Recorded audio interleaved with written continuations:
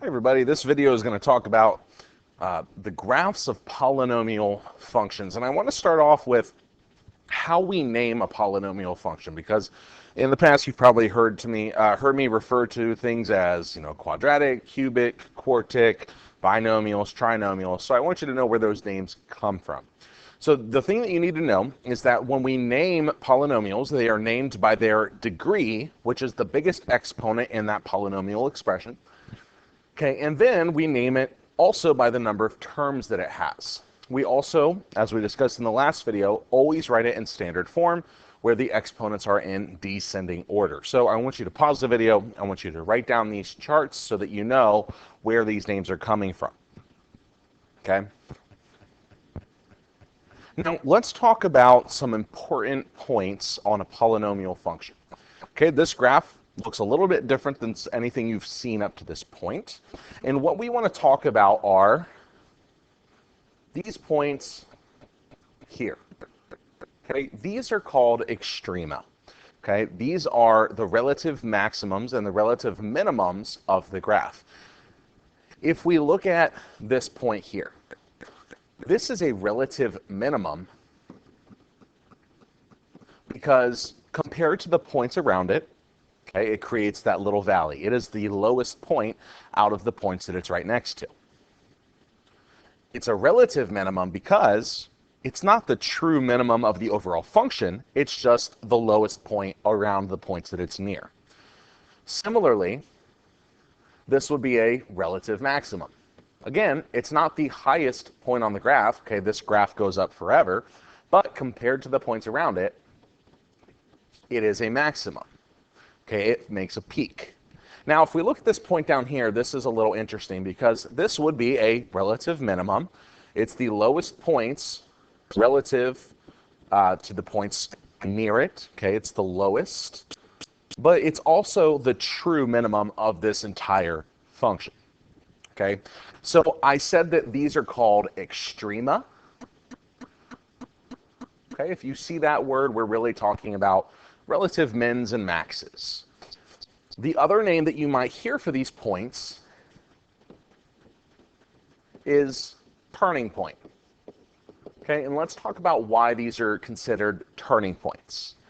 If I start from the left side of my graph and I work to the right, if I start up here, my graph is decreasing. Can't spell here. Decreasing until I get to that relative minimum. At that point, it changes direction, it turns, and it starts increasing. Then it gets to that relative maximum, and it starts decreasing again, hits that relative minimum, turns around, and starts increasing again. So they're called turning points because they mark the spot where the graph turns and changes direction. It changes from decreasing to increasing or increasing to decreasing. So we're going to look a little bit more into these points, these extrema, the turning points, the relative mins and maxes. So let's say we have this graph here. Okay, looking at my graph, I can see that it is a cubic binomial. It's cubic because it's a degree of 3. It's a binomial because there are 2 terms.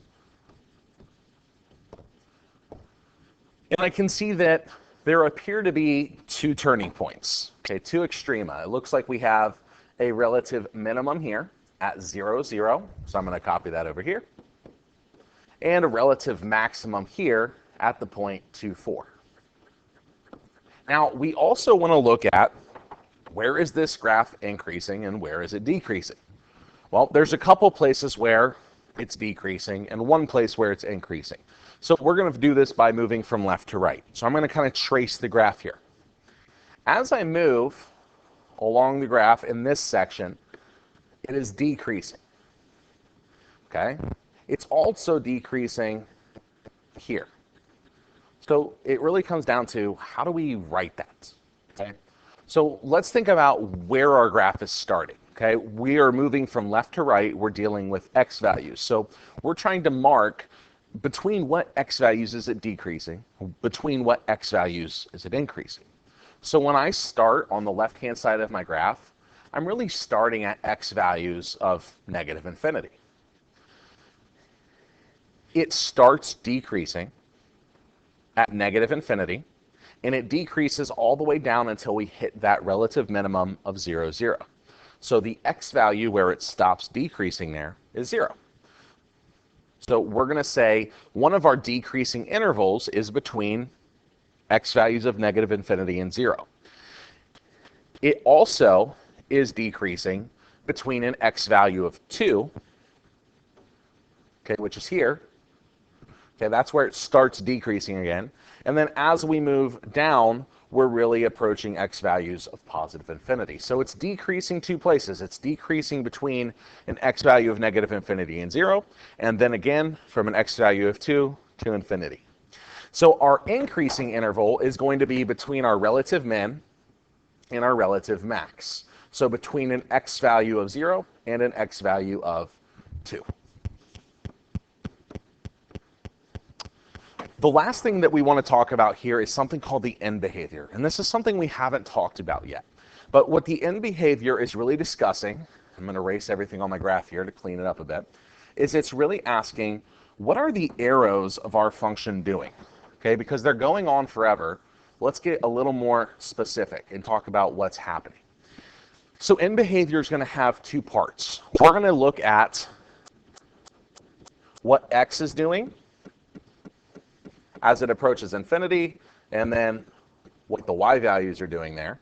And then we're also going to look at when x is approaching negative infinity and what the y values are doing there. So there's two parts. So as x approaches infinity, we're really looking at this right-hand arrow.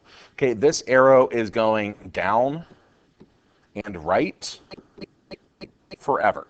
So as our x values are approaching positive infinity, the y values are going down, down, down, down, down, approaching negative infinity. As x approaches negative infinity, okay, that's the left-hand arrow here. This one's going left and up forever.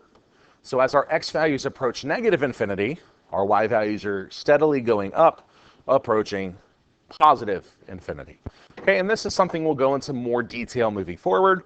But again, with polynomial functions, the new things we're interested in are relative mins and maxes, increasing and decreasing intervals, and end behavior.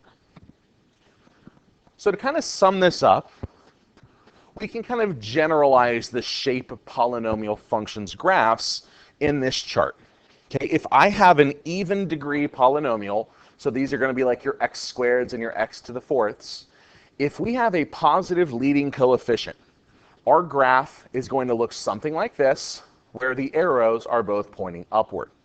If we have an even degree polynomial with a negative coefficient, that's going to be a reflection over the x-axis, and both arrows are going to now be pointing downward. For odd degree polynomials, these are going to be your x to the third and x to the fifth power. If we have a positive leading coefficient, our left arrow will be pointing down, our right arrow will be pointing up.